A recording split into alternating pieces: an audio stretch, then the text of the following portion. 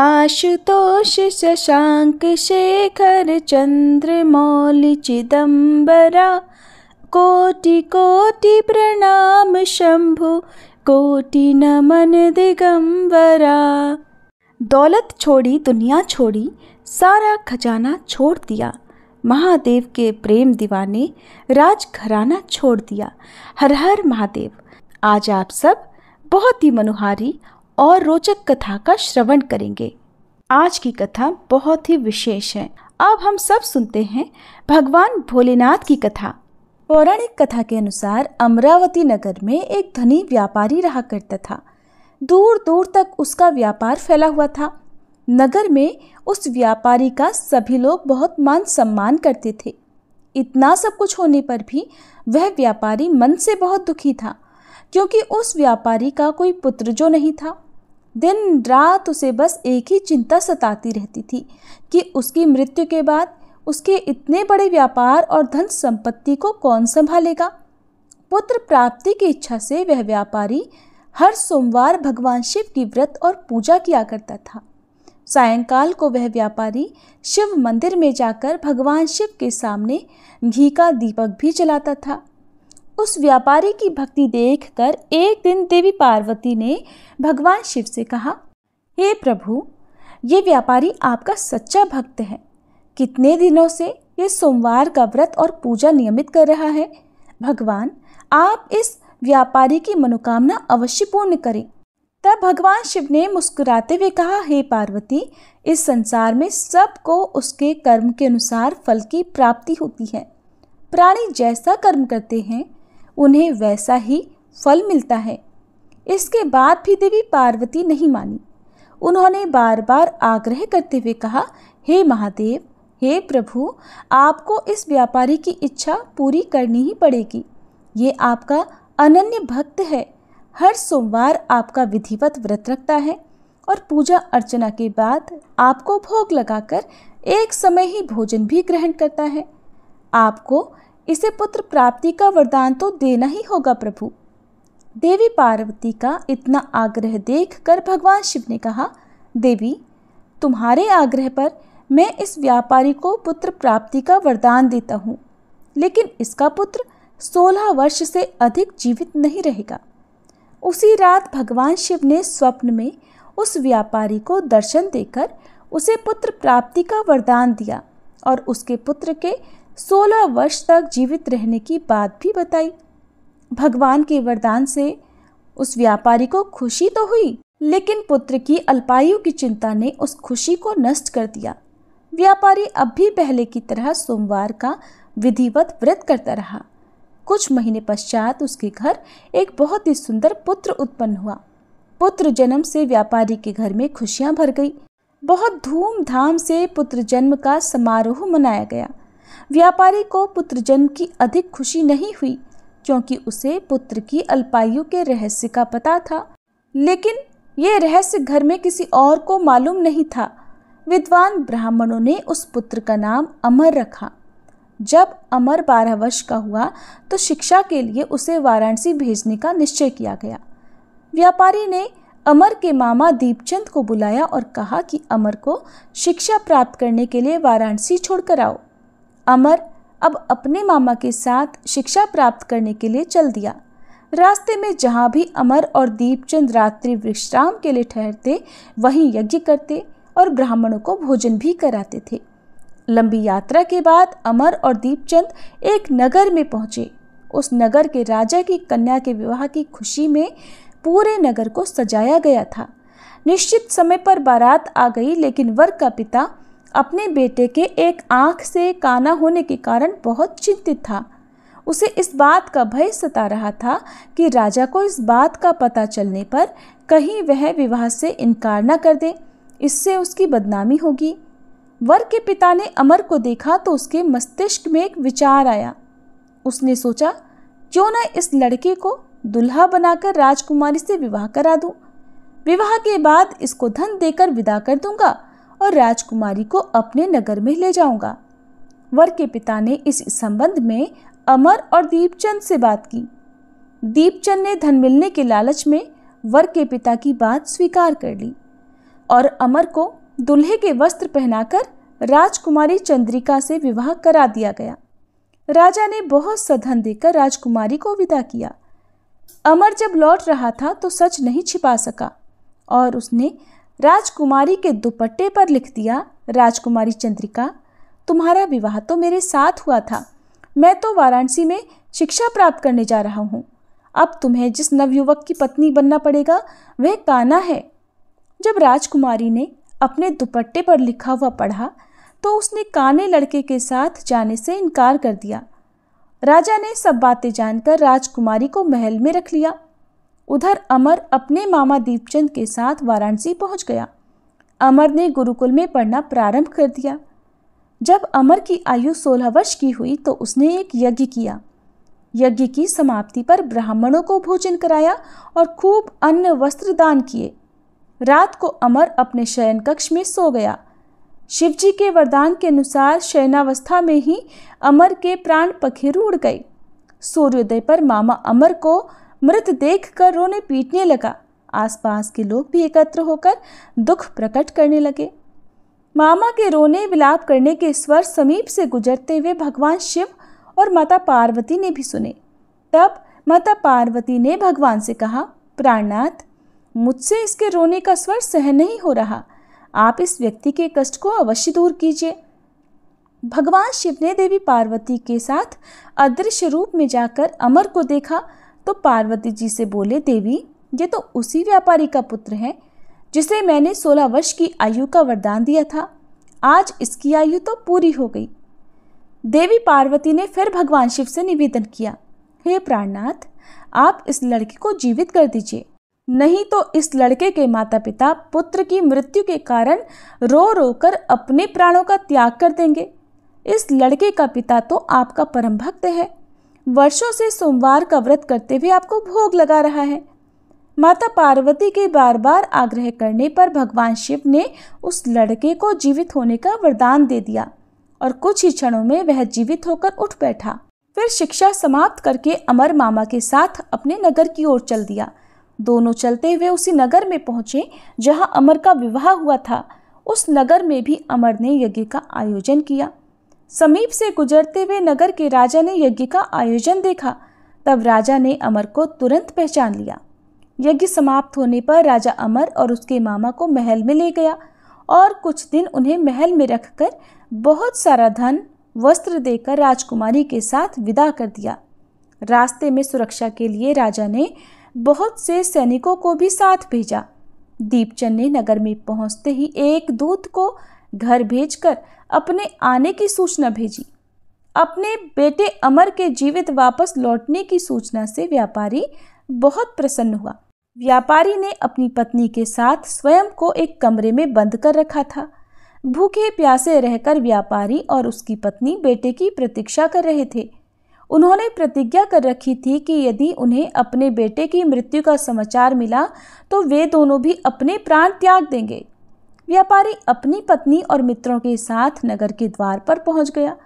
अपने बेटे के विवाह का समाचार सुनकर पुत्र वधू राजकुमारी चंद्रिका को देखकर उसकी खुशी का ठिकाना नहीं रहा। उसी रात भगवान शिव ने व्यापारी के स्वप्न में आकर कहा, हे श्रेष्ठी, मैंने तेरे सोमवार के व्रत करने और व्रत कथा सुनने से प्रसन्न होकर तेरे पुत्र को लंबी आयु प्रदान की है। यह सुनकर व्यापारी बहुत प्रसन्न हुआ। सोमवार का व्रत करने से व्यापारी के घर में खुशियां लौट आई। शास्त्रों में लिखा है कि जो स्त्री पुरुष सोमवार का विधिवत व्रत करते और व्रत कथा सुनते हैं, उनकी सभी इच्छाएं महादेव की कृपा से पूरी हो जाती हैं। सोमवार व्रत कथा समाप्त। प्रिय श्रोताओं, अब आपको बताते हैं भगवान शिव के 18 रूप और नामों की कहानी। भगवान शिव का पहला नाम है शिव, जो समस्त कल्याणों के निधान है और भक्तों के समस्त पाप और त्रिताप का नाश करने में सदैव समर्थ हैं, उनको शिव कहते हैं। भगवान का दूसरा नाम है पशुपति। ज्ञान शून्य अवस्था में भी सभी पशु माने गए हैं। दूसरे, जो सबको अविशेष रूप में देखते हो, वे भी पशु कहलाते हैं। इसलिए ब्रह्मा जी से लेकर स्थावर पर्यंत सभी पशु माने जाते हैं। और शिव जी सबको ज्ञान देने वाले तथा उनको अज्ञान से बचाने वाले हैं, इसलिए वे पशुपति कहलाते हैं। भगवान का तीसरा नाम मृत्युंजय है। ये सुप्रसिद्ध बात है कि मृत्यु को कोई जीत नहीं सकता।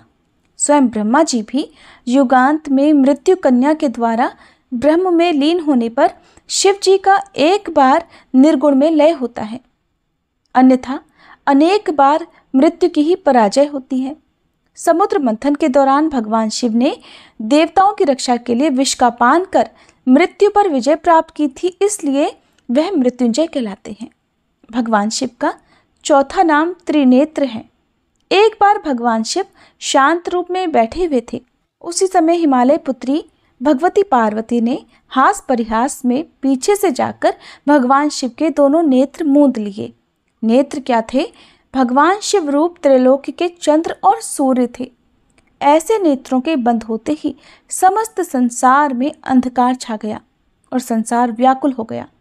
तब भगवान शिव के ललाट से युगांत कालीन अग्नि स्वरूप तीसरा नेत्र प्रकट हुआ। उसके प्रकट होते ही 10 दिशाएं प्रकाशित हो गई, अंधकार हट गया और हिमालय जैसे पर्वत भी जलने लग गए। ये देखकर जैसे पर्वत भी जलने लग गए, तुरंत देवी पार्वती घबरा गई और हाथ जोड़कर भगवान की स्तुति करने लगी। तब भगवान शिव प्रसन्न हुए और उन्होंने संसार की परिस्थिति पहले जैसी बना दी। तभी से वह चंद्रार्काग्नि विलोचन अर्थात त्रिनेत्र कहलाने लगे। भगवान शिव का एक नाम कृत्तिवासा है। कृत्तिवासा वो होते हैं जिनके गज चर्म का वस्त्र हो। ऐसे वस्त्र धारण करने वाले भगवान शिव हैं। उनको इस प्रकार के वस्त्र रखने की क्या आवश्यकता हुई थी, इसकी स्कंद पुराण में कथा मिलती है, जिसमें लिखा है कि जिस समय महादेव देवी पार्वती को रत्नेश्वर का महात्म्य सुना रहे थे, उस समय महिषासुर का पुत्र गजासुर अपने बल के मद से उन्मत्त होकर भगवान शिव के गणों को दुख देता हुआ शिव जी के समीप चला गया। ब्रह्मा जी के वरदान से वो इस बात से निडर था कि कंदर्प के वश में होने वाले किसी से भी मेरी मृत्यु नहीं होगी। किंतु जब वह कंदर्प के दर्प का नाश करने वाले भगवान शिव के सामने गया तो उन्होंने उसके शरीर को त्रिशूल में टांग कर आकाश में लटका दिया। तब उसने वहीं से शिव जी की बड़ी भक्ति से स्तुति की। भगवान शिव बहुत ही दयालु हैं। वो कितना भी बड़ा पापी क्यों न हो, यदि ऐसा पापी सच्चे मन से भगवान शिव का स्मरण करे, भगवान की स्तुति करे, तो वो उस पर भी प्रसन्न होकर उसे भी आशीर्वाद दे देते हैं। गजासुर द्वारा की गई स्तुति से भगवान शिव बड़े प्रसन्न हुए और उन्होंने प्रसन्न होकर उसे वर देना चाहा, जिस पर गजासुर ने नम्र होकर भगवान से प्रार्थना की कि हे दिगंबर, यदि आप मुझ पर प्रसन्न हैं तो कृपा करके मेरे चर्म को धारण कर लीजिए और कृत्तिवासा नाम रखिए। जिस पर भगवान शिव ने तथास्तु कहा और फिर वैसा ही किया। भगवान शिव का छठा नाम है पंचवक्त्र। एक बार भगवान विष्णु ने किशोर अवस्था का अत्यंत मनोहर रूप धारण किया। उसे देखने के लिए ब्रह्मा जी जैसे चतुर्मुख और अनंत जैसे बहुमुख अनेकों देवता आए और उन्होंने एक मुख वालों की उपेक्षा का लाभ उठाया। ये देखकर एक मुख वाले शिव जी को बड़ा ही क्षोभ हुआ। वो सोचने लगे कि अगर मेरे भी अनेकों मुख और अनेकों नेत्र होते तो भगवान के इस किशोर रूप का सबसे अधिक दर्शन मैं ही करता। बस फिर क्या था। इस कामना के उदय होते ही वे पंचमुख हो गए और उनके प्रत्येक मुख में 3-3 नेत्र बन गए। तभी से भगवान शिव को पंचवक्त्र भी कहते हैं। भगवान शिव का 7वां नाम शीतिकंठ है। एक समय बद्रिकाश्रम में नर और नारायण तप कर रहे थे। उसी समय दक्ष यज्ञ का विध्वंस करने के लिए शिवजी ने त्रिशूल छोड़ा था। दैव योग से वह त्रिशूल यज्ञ विध्वंस करके नारायण की छाती को भी भेद गया और भगवान शिव के पास आ गया। इससे शिवजी क्रोधित हुए और आकाश मार्ग से नारायण के समीप गए। तब उन्होंने शिवजी का गला घोंट दिया। तभी से ये शीतिकंठ भी कहलाने लगे। भगवान का 8वां नाम है खंड परशु। उसी अवसर पर नर ने परशु के आकार के एक तिनके खंड को ईशी का वस्त्र से अभिमंत्रित करके शिवजी पर छोड़ा था। तब शिवजी ने उसको अपने महत्व प्रभाव से खंडित कर दिया। तभी से वह खंड परशु भी कहलाते हैं। भगवान का 9वां नाम प्रमथापित है। कालिका पुराण में लिखा है कि 36 कोटि प्रमथगण भगवान शिव की सदा सेवा किया करते हैं। उनमें 13,000 तो भोग विमुख योगी और ईर्षा आदि से रहित हैं।